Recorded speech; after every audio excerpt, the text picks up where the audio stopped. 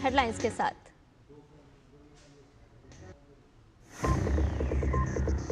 रूस से तेल आयात करने के मामले में भारत का अमेरिका और यूरोपीय संघ को जवाब। आलोचना करने वाले देश खुद कर रहे हैं रूस से व्यापार, भारत को निशाना बनाना अनुचित और तर्कहीन। प्रधानमंत्री नरेंद्र मोदी और फिलीपींस के राष्ट्रपति फर्डिनेंड मार्कोस की नई दिल्ली में द्विपक्षीय वार्ता आज। कई क्षेत्रों में समझौता ज्ञापनों पर हस्ताक्षर होने की उम्मीद। आज होगी एनडीए संसदीय दल की बैठक। ऑपरेशन सिंदूर के बाद और मौजूदा मॉनसून सत्र में पहली बार जुटेंगे एनडीए के सांसद।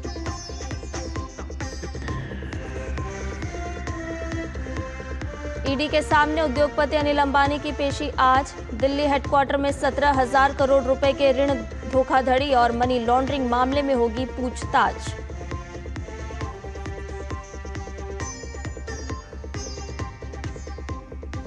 और जेएम के संरक्षक शिबू सोरेन का अंतिम संस्कार आज। पैतृक गांव नेमरा में दी जाएगी अंतिम विदाई। झारखंड में 3 दिन का राजकीय शोक।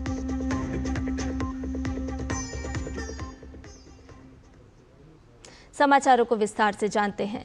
फिलीपींस के राष्ट्रपति इस समय भारत की यात्रा पर हैं। प्रधानमंत्री नरेंद्र मोदी और फिलीपींस के राष्ट्रपति फर्डिनेंड रोमुअल्देज मार्कोस जूनियर के बीच आज नई दिल्ली में उच्च शिष्टमंडल स्तर की वार्ता होगी। वार्ता के दौरान भारत और फिलीपींस के बीच द्विपक्षीय संबंधों की सभी पहलुओं की समीक्षा होगी। ये यात्रा दोनों देशों के द्विपक्षीय सहयोग को और बढ़ाने और आपसी हित के क्षेत्रीय और अंतर्राष्ट्रीय मुद्दों पर बातचीत करने का एक अवसर है। राष्ट्रपति द्रौपदी मुर्मू से भी आज फिलीपींस के राष्ट्रपति की मुलाकात होगी। सोमवार को भारत पहुंचने पर फिलीपींस के राष्ट्रपति ने विदेश मंत्री डॉक्टर एस जयशंकर से मुलाकात की।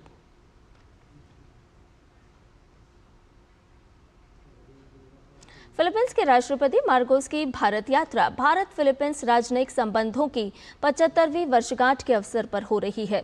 ये यात्रा दोनों देशों के द्विपक्षीय सहयोग को और बढ़ाने और आपसी हित के क्षेत्रीय और अंतर्राष्ट्रीय मुद्दों पर बातचीत करने का एक अवसर है। भारत और फिलीपींस के बीच राजनयिक संबंध नवंबर 1949 में स्थापित हुए थे। तब से दोनों देशों ने व्यापार और निवेश, रक्षा और सुरक्षा, समुद्री सहयोग, कृषि, स्वास्थ्य सेवा, फार्मास्यूटिकल्स और डिजिटल तकनीकों सहित कई क्षेत्रों में एक मजबूत साझेदारी विकसित की है। दोनों देश क्षेत्रीय स्तर पर भी मजबूत रूप से जुड़े हुए हैं, जिसमें आसियान के साथ भारत की व्यापक रणनीतिक साझेदारी भी शामिल है। फिलीपींस के साथ भारत के संबंध देश की एक्ट ईस्ट नीति का हिस्सा है। फिलीपींस के राष्ट्रपति मार्कोस के भारत दौरे से इन संबंधों को और प्रगाढ़ होने की उम्मीद है।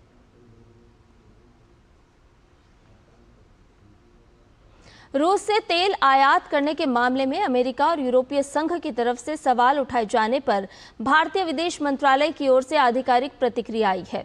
विदेश मंत्रालय के प्रवक्ता रणधीर जायसवाल ने सोशल मीडिया एक्स पर एक पोस्ट कर लिखा कि यूक्रेन संघर्ष शुरू होने के बाद से रूस से तेल आयात करने के मुद्दे पर अमेरिका और यूरोपीय संघ की तरफ से भारत को निशाना बनाया गया है। वास्तव में भारत ने रूस से तेल इसलिए आयात शुरू किया क्योंकि संघर्ष के बाद पारंपरिक सप्लाई यूरोप की ओर मोड़ दी गई थी। उस समय अमेरिका ने खुद भारत को ऐसे आयात के लिए प्रोत्साहित किया था ताकि दुनिया के तेल बाजार की स्थिरता मजबूत बनी रह सके। विदेश मंत्रालय ने यह भी लिखा कि भारत अपने उपभोक्ताओं के लिए सस्ती और स्थिर ऊर्जा मुहैया कराने के लिए आयात करता है। ये वैश्विक बाजार के हालात की मजबूरी है, लेकिन जो देश भारत की आलोचना कर रहे हैं वो खुद रूस के साथ व्यापार कर रहे हैं और भारत की तरह उनका व्यापार उनके देश के लिए कोई जरूरी मजबूरी भी नहीं है। इस दृष्टि से भारत को निशाना बनाना अनुचित और अविवेकपूर्ण है। किसी भी बड़ी अर्थव्यवस्था की तरह भारत अपने राष्ट्रीय हितों और आर्थिक सुरक्षा की रक्षा के लिए सभी आवश्यक उपाय करेगा। प्रवर्तन निदेशालय के सामने उद्योगपति अनिल अंबानी की आज पेशी होगी। रिलायंस ग्रुप के चेयरमैन अनिल अंबानी को 17,000 करोड़ रुपए के कथित लोन धोखाधड़ी मामले में पूछताछ के लिए समन भेजा गया है। उन्हें 5 अगस्त को ईडी के दिल्ली मुख्यालय में पेश होने को कहा गया है। पिछले सप्ताह ईडी ने मुंबई में रिलायंस ग्रुप से जुड़े 35 स्थानों पर छापेमारी कार्रवाई की थी, जिसमें 50 कंपनियों और 25 लोगों की जांच की गई। ये कार्रवाई मनी लॉन्ड्रिंग रोकथाम कानून के तहत की गई।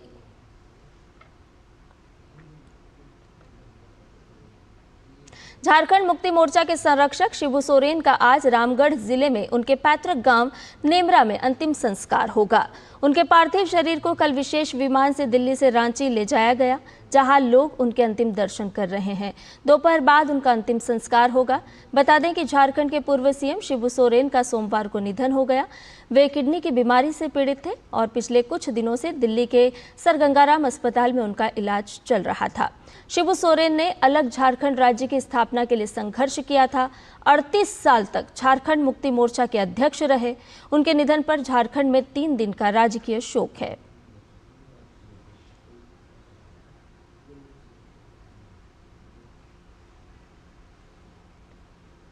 संसद के मॉनसून सत्र का आज 12वां दिन है। लोकसभा और राज्यसभा दोनों ही सदनों में अहम विधायी कार्य सूचीबद्ध हैं।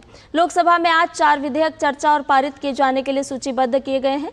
लोकसभा में गोवा राज्य विधानसभा के निर्वाचन क्षेत्रों में अनुसूचित जनजातियों के प्रतिनिधित्व का समायोजन विधेयक 2024, वाणिज्य पोत परिवहन विधेयक 2024, राष्ट्रीय खेल शासन विधेयक 2025 और राष्ट्रीय डोपिंग रोधी संशोधन विधेयक 2025 चर्चा और पारित किए जाने के लिए पेश होंगे। गोवा विधानसभा से जुड़ा ये विधेयक राज्य में अनुसूचित जनजातियों के आरक्षण का प्रावधान करता है, तो वहीं वाणिज्य पोत परिवहन विधेयक 2024 भी चर्चा के लिए सूचीबद्ध है। इस विधेयक के माध्यम से समुद्री संधियों और अंतर्राष्ट्रीय दस्तावेजों के तहत भारत के दायित्वों का अनुपालन सुनिश्चित किया जाना है। इसके साथ ही लोकसभा में 23 जुलाई को पेश किए गए राष्ट्रीय खेल शासन विधेयक 2025 पर भी चर्चा होना है। इस बिल का उद्देश्य राष्ट्रीय खेल निकायों को मान्यता प्रदान करना और उनके कामकाज को रेगुलेट करना है। इस विधेयक के माध्यम से राष्ट्रीय ओलंपिक समिति, राष्ट्रीय पैरालंपिक समिति और विधेयक में उल्लेखित प्रत्येक खेल के लिए राष्ट्रीय एवं क्षेत्रीय खेल महासंघ की स्थापना किए जाने का प्रावधान है। ये राष्ट्रीय निकाय संबंधित अंतर्राष्ट्रीय निकायों से भी जुड़े होंगे। साथ ही इन निकायों की राज्य और जिला स्तर पर भी इकाइयां होंगी। इसके साथ ही लोकसभा में राष्ट्रीय एंटी डोपिंग संशोधन विधेयक 2025 पर भी चर्चा सूचीबद्ध है। इस विधेयक को इसी मॉनसून सत्र के दौरान 23 जुलाई को लोकसभा में पेश किया गया था। ये बिल राष्ट्रीय एंटी डोपिंग एक्ट 2022 में संशोधन का प्रयास करता है। डोपिंग खिलाड़ियों द्वारा अपने प्रदर्शन को बेहतर बनाने के लिए कुछ प्रतिबंधित पदार्थों के सेवन को कहा जाता है। ये एक्ट खेलों में डोपिंग के विरुद्ध यूनेस्को कन्वेंशन को प्रभावी बनाता है। ये खेलों में डोपिंग को प्रतिबंधित करता है। इस विधेयक में एंटी डोपिंग नियमों को लागू करने हेतु राष्ट्रीय एंटी डोपिंग एजेंसी नाडा से संबंधित भी कई प्रावधान है। वहीं राज्यसभा की बात की जाए तो राज्यसभा की कार्यसूची में आज एक विधेयक समुद्र द्वारा माल वहन विधेयक 2025 चर्चा के लिए सूचीबद्ध है। विधेयक भारतीय समुद्री माल परिवहन एक्ट 1925 का स्थान लेने का प्रयास करता है। एक्ट भारत के एक बंदरगाह से भारत के दूसरे बंदरगाह या दुनिया के किसी भी बंदरगाह तक माल की ढुलाई की जिम्मेदारियों, देनदारियों, अधिकार और छूट से संबंधित प्रावधान करता है। इसके साथ ही उच्च सदन में गृह मंत्रालय की ओर से मणिपुर में राष्ट्रपति शासन को 6 महीने के लिए बढ़ाने के लिए एक वैधानिक प्रस्ताव पारित किए जाने के लिए पेश किया जाएगा। वित्त मंत्रालय की ओर से सीमा शुल्क टैरिफ अधिनियम 1975 की दूसरी अनुसूची में संशोधन का प्रस्ताव पेश किया जाएगा। अहम विधायी कार्यों के साथ साथ दोनों सदनों में प्रश्नकाल के दौरान अलग अलग मंत्रालयों से अहम प्रश्न भी पूछे जाएंगे।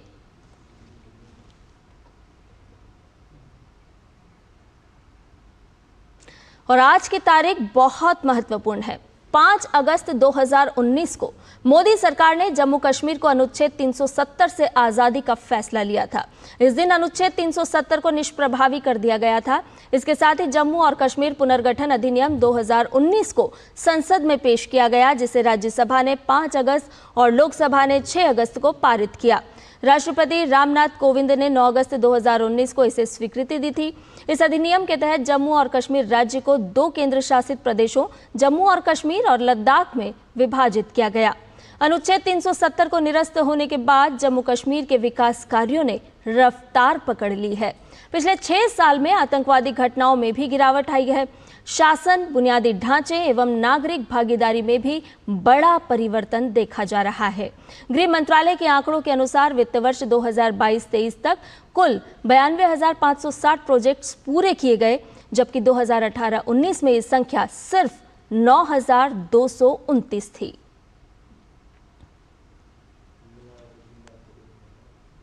और आज से 5 साल पहले आज ही के दिन प्रधानमंत्री नरेंद्र मोदी ने राम जन्मभूमि अयोध्या में राम मंदिर निर्माण की आधारशिला रखी थी।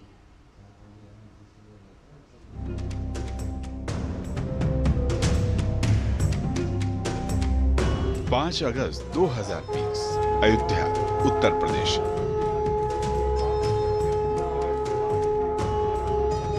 ऐतिहासिक तारीख। 5 साल पहले इसी दिन प्रधानमंत्री नरेंद्र मोदी ने भव्य मंदिर निर्माण की आधारशिला रखी। ये शुभारंभ था रामलला के भव्य मंदिर निर्माण का। सदियों का इंतजार आज समाप्त हो रहा है। राम मंदिर के लिए कई सदियों तक कई पीढ़ियों ने अखंड अविरत एक निष्ठ प्रयास किया है। आज का ये दिन उसी तप, त्याग और संकल्प का प्रतीक है।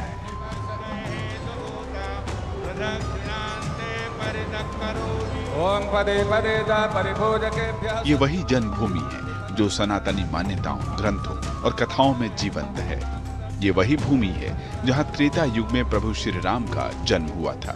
चक्रवर्ती सम्राट राजा दशरथ और माता कौशल्या के घर सरयू तट के किनारे अवस्थित अयोध्या नगरी में त्रेता से लेकर 16वीं सदी तक प्रभु श्री राम और उनके प्रति आस्था रखने वालों का प्रमुख केंद्र बना रहा। लेकिन 1528 ईस्वी में मुगल बादशाह बाबर द्वारा जन्मभूमि पर मंदिर के स्थान पर मस्जिद का निर्माण करवाया गया। श्रद्धालुओं के बीच प्रभु श्री राम के प्रति आस्था तो बरकरार रही, लेकिन वो अपने आराध्य के पूजन अर्चन से वंचित रहने लगे। भगवान राम की अद्भुत शक्ति देखिए।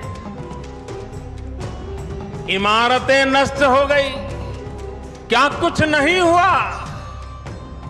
अस्तित्व मिटाने का हर कोई प्रयास हुआ, बहुत हुआ, लेकिन राम आज भी हमारे मन में बसे हैं। हमारी संस्कृति के आधार है। श्री राम भारत की मर्यादा है। श्री राम मर्यादा पुरुषोत्तम है। संघर्षों का दौर शुरू हुआ, गुलामी की सदियां भी बीतती रहीं। साल 1949 में कानूनी लड़ाई शुरू हुई।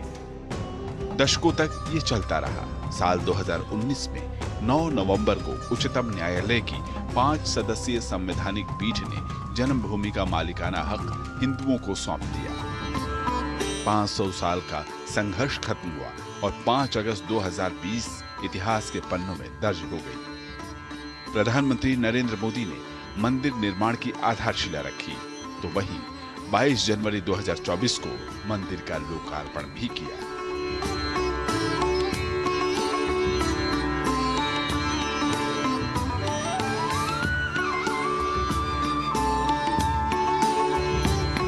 Bureau report, DD news.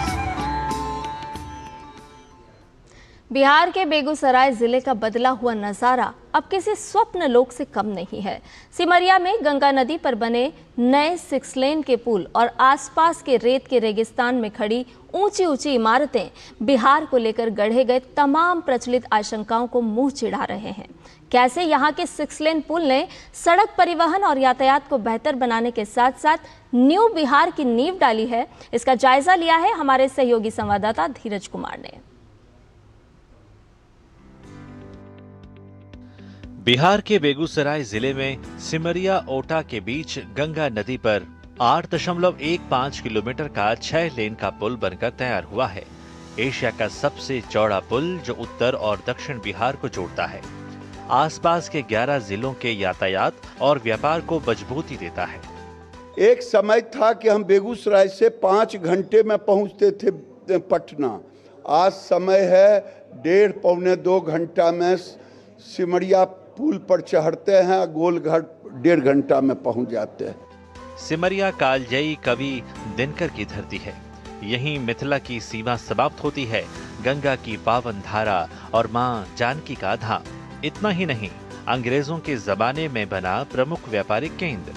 जब व्यापार का माध्यम नदियां थी, तब भी ये स्थल कोलकाता और पटना के बीच का प्रमुख व्यापारिक केंद्र होता था।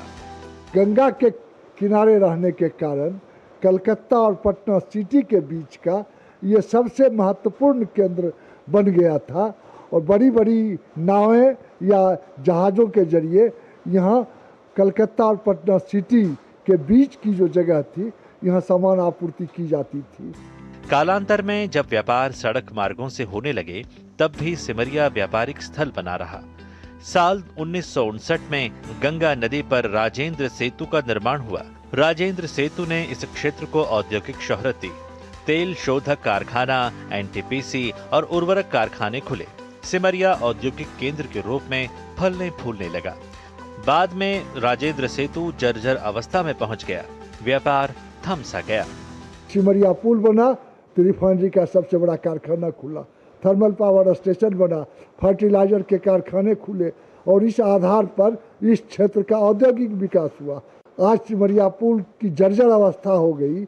इस कारण से आवागमन, यातायात, व्यापारिक सामानों का इधर से उधर पहुंचाना, ले जाना, ले आना मुश्किल सा हो गया था। 6 लेन पुल के निर्माण ने एक बार फिर सिमरिया को देश के मानचित्र पर ला खड़ा किया है। पुल की सौगात ने व्यापार और परिवहन में नई जान फूंक दी है। आसपास के क्षेत्रों में कारोबार फलने फूलने लगा है। होटल कारोबार में तेजी आ गई है। ढाबों पर सरगर्मी और मैकेनिक की दुकानों पर गाड़ियों की आवाजाही दिखने लगी है। जो हम लोग 6 साल 7 साल से पुल बंदी का हम लोग झेल रहे हैं, उससे तो बहुत बेहतर हो गया है। यहाँ अब मान लीजिए उस पार से इस पार की गाड़ियाँ बहुत आने लगी हैं। लगभग 30% इंक्रीज कर गया है हम लोग का सेल। सशक्त मार्ग से सशक्त और सर्वांगीण विकास हो रहा है। सच मानिए, यहाँ की रौनक न्यू बिहार का नया मॉडल है। इस पुल के निर्माण से न केवल बेगूसराय के कारोबार में इजाफा हुआ है, बल्कि आसपास के 10-11 जिलों के बीच में कनेक्टिविटी बढ़ी है। कैमरामैन शिव सुमन के साथ Dheeraj Kumar, DD news, Begusarai. Bulletin में फिलहाल ले रहे हैं एक छोटा सा ब्रेक, जल्द हाजिर होंगे। मम्मी, भूख लगी। ये 1 मिनट में नहीं, 4 मिनट में आएगा। थोड़ा वक्त लगेगा पर सेहत को पाएगा। NDH सूजी वर्मिसेली पर सबका दिल आएगा। NDH सूजी वर्मिसेली, सेहत में स्वाद भी। दादू दादू, हाँ? ये प्रीमियम क्या होता है? बेटा, प्रीमियम मतलब समझ लो पेट्रोल। जब तक कार में पेट्रोल है तब तक कार चलेगी। पेट्रोल खत्म, कार स्टॉप। पर पापा, इस बार पेट्रोल खत्म होने पर भी कार चलती रहेगी। वो कैसे? LIC के जीवन लाभ में प्रीमियम पेमेंट हो जाए स्टॉप, पर पॉलिसी के फायदे चलते रहते हैं। मतलब अब लाइफ की गाड़ी चलेगी नॉन स्टॉप। LIC, हर पल आपके साथ। ब्रेक के बाद समाचार में आपका एक बार फिर से स्वागत है। भारत में इलेक्ट्रिक मोबिलिटी का सपना अब हकीकत में बदलता दिख रहा है। नीति आयोग की ताज़ा रिपोर्ट के मुताबिक भारत का ई मोबिलिटी सेक्टर बीते 10 सालों में ऐतिहासिक बदलाव से गुजरा है। लेकिन इस सेक्टर में 2030 तक तय किए गए लक्ष्यों को प्राप्त करने की राह में कई चुनौतियां भी हैं। देखिए हमारे सहयोगी संवाददाता अजय मिश्र की ये रिपोर्ट। भारत में इलेक्ट्रिक मोबिलिटी पर अपनी ताजा रिपोर्ट में नीति आयोग ने भविष्य के लिए कई बड़ी सिफारिशें की। नई दिल्ली के विज्ञान भवन में जारी रिपोर्ट में कहा गया कि भारत में ईवी सेक्टर में $200 अरब का बड़ा बाजार संभावनाओं के असीम द्वार खोलता है। नीति आयोग सदस्य राजीव गौबा, CEO BVR सुब्रमण्यम की मौजूदगी में ये रिपोर्ट जारी की गई, जिसमें भारत की इलेक्ट्रिकल मोबिलिटी के लिए राष्ट्रीय नीति बनाने और आगे के लिए लक्ष्य निश्चित करने की सिफारिश की गई है। So the target of achieving 30% EV penetration by 2030 has to be seen in this overall, larger context. It also has to be seen in the context of Prime Minister's vision for Viksit Bharat. That Viksit Bharat is not only about GDP and per capita income and a higher standard of living. It's equally about providing a clean environment to our people, about safe and healthy environment. साल 2024 में भारत में 20 lakh electric वाहनों की बिक्री हुई, जो कुल बिक्री का 7.7% है। अमेरिका, चीन और यूरोपियन यूनियन की तुलना में भारत में ईवी सेगमेंट की रफ्तार धीमी है। 2030 तक देश में कुल ऑटो बिक्री में ईवी की हिस्सेदारी 30% करने का लक्ष्य तय किया गया है। भारत में कुल ईवी का 75% दुपहिया और तिपहिया वाहन है और सिर्फ 2% बस या ट्रक्स हैं। सिफारिश की गई है कि ईवी सेगमेंट के लिए नई राष्ट्रीय नीति बनाई जाए और फाइनेंस की व्यवस्था की जाए। ईवी की बिक्री को बढ़ावा देने के लिए सरकार ने 800 करोड़ रुपए की फेम 1 और 11,500 करोड़ रुपए की फेम 2 सब्सिडी योजना को चलाया। बाद में सरकार ने मेक इन इंडिया को बढ़ावा देने के लिए PLI स्कीम और चार्जिंग इंफ्रा सब्सिडी के लिए रियायतों की भी घोषणा की। 107 kind of vehicles, electric vehicles in India have achieved this 50% Make in India milestone, which is thoroughly checked by ARAI ICAT. The entire vehicle is taken apart, part by part analysis takes place. And today, right from an electric scooter to a three-wheeler, to a car, to a bus, to a truck, all these schemes, 50% domestic value addition has been achieved. Bharat में electric mobility को लेकर नीति आयोग ने पहली India electric mobility index भी जारी किया। दिल्ली, महाराष्ट्र, चंडीगढ़ इस index में सबसे आगे हैं। हरियाणा, कर्नाटक, लद्दाख और हिमाचल प्रदेश में चार्जिंग इंफ्रास्ट्रक्चर में मजबूती दिखाई गई है। रिपोर्ट में बताया गया कि देश में अब तक 25,000 ईवी चार्जिंग स्टेशंस लगाए गए हैं। साथ ही देश में 29 राज्यों और केंद्र शासित प्रदेशों ने अपनी ईवी पॉलिसी जारी की है। Ajay Mishra, DD news, Delhi. और नागालैंड के तेमसुतोला जमीर को स्वतंत्रता दिवस समारोह के तहत राष्ट्रपति भवन में आयोजित प्रतिष्ठित एट होम रिसेप्शन में शामिल होने के लिए विशेष आमंत्रण मिला है। तेमसुतोला को वर्ष 2022 में महिलाओं की श्रवण बाधित श्रेणी में राष्ट्रीय पुरस्कार से सम्मानित किया गया था। ये सम्मान उन्हें दिव्यांगजनों के सशक्तिकरण, विशेषकर खेल और शिक्षा के क्षेत्र में उल्लेखनीय योगदान के लिए दिया गया।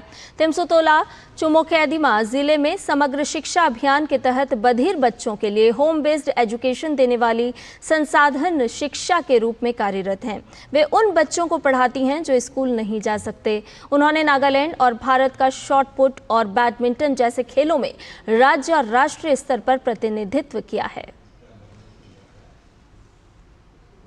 बिहार और नेपाल में लगातार आफत की बारिश हो रही है। बारिश के चलते गंगा, गंडक, सोन, कोसी, परमान, नारायणी, बूढ़ी गंडक समेत सभी नदियों का जलस्तर काफी तेजी से बढ़ रहा है। नदियों का जलस्तर बढ़ने से कई गांवों में बाढ़ जैसी स्थिति उत्पन्न हो गई है। वहीं कटाव तेज होने से कई घर नदियों में समा गए हैं। स्थिति को देखते हुए राज्य के मुख्यमंत्री नीतीश कुमार ने खुद मोर्चा संभाल लिया है। तो आप देखिए हमारी ये रिपोर्ट और मुझे दीजिए इजाजत। नमस्कार। बिहार के साथ नेपाल में हो रही लगातार बारिश अब राज्य के लोगों के लिए आफत बन गई है। पिछले 24 घंटों में राज्य में सबसे ज्यादा पूर्णिया में 114.2 मिलीमीटर बारिश दर्ज की गई। तेज बारिश के कारण गंगा, गंडक और कोसी समेत राज्य की सभी नदियां उफान पर हैं। स्थिति को देखते हुए मुख्यमंत्री नीतीश कुमार ने आपदा प्रबंधन विभाग और राज्य आपातकालीन संचालन केंद्र का निरीक्षण किया। साथ ही अधिकारियों को बाढ़ से निपटने और लोगों को तुरंत राहत पहुंचाने के लिए जरूरी दिशा निर्देश दिए।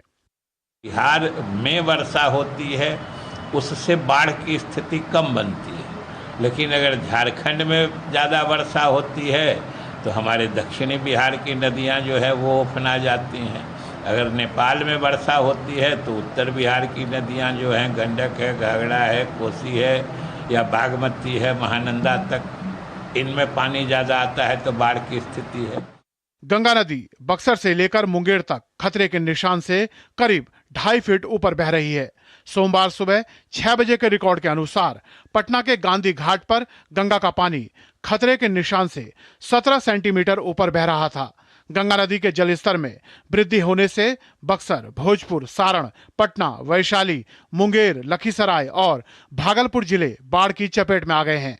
निचले इलाके डूबने लगे हैं। लगातार बढ़ते नदियों के जलस्तर को देखते हुए जिलों को नदियों के जलस्तर और तटबंधों की 24 घंटे निगरानी करने का निर्देश दिया गया है। इसके साथ ही पटना में सेंट्रल कमांड रूम बनाकर इसकी निगरानी की जा रही है। कमला बलान, भूतही बलान, सोन, महानंदा और घाघरा नदियों का भी जलस्तर 10 से 48 सेंटीमीटर ऊपर बह रहा है। कई गांवों में नदी का पानी घुस गया है। ऐसे में लोगों को सुरक्षित स्थान पर भेजा जा रहा है। लोगों की सुरक्षा के लिए जिला प्रशासन और आपदा प्रबंधन विभाग के हेल्पलाइन नंबर भी जारी किए गए हैं। साथ ही एनडीआरएफ और एसडीआरएफ की टीम भी तैनात की गई है। बताया जा रहा है कि कोसी नदी का जलस्तर बढ़ने से कोसी तटबंध के भीतर कई जगह कटाव काफी तेज हो गया है। महिषी प्रखंड के बाघौर, बिशनपुर और कोठिया में 15 घर कोसी नदी में समा गए हैं। हालांकि अभी जिला प्रशासन ने कटाव पीड़ितों के बीच प्लास्टिक का वितरण किया है। प्रशासन पूरा मुस्तैद है, चाहे वो पूर्वी कोसी तटबंध का मामला हो या किसी स्पर का मामला हो। जो वनरेबल स्पर्स भी है जैसे 96 है, 101 है, 116, 117, सभी पर लोग बार बार मेरे द्वारा स्वयं ही उस पर निरीक्षण किया जा रहा है। आपदा एडीएम द्वारा निरीक्षण किया जा रहा है। मौसम विभाग के अनुसार अगले 3 दिनों तक उत्तर बिहार के कई जिलों में भारी से बहुत भारी बारिश का पूर्वानुमान है। वहीं अगले 24 घंटे के दौरान सुपौल, मधुबनी और दरभंगा जिले में कुछ स्थानों पर अत्यधिक भारी बारिश का रेड अलर्ट जारी किया गया है। राज्य के कई स्थानों पर बादल गरजने और ठनका गिरने का भी अलर्ट है। पटना से डीडी न्यूज के लिए मधुरेश नारायण की रिपोर्ट।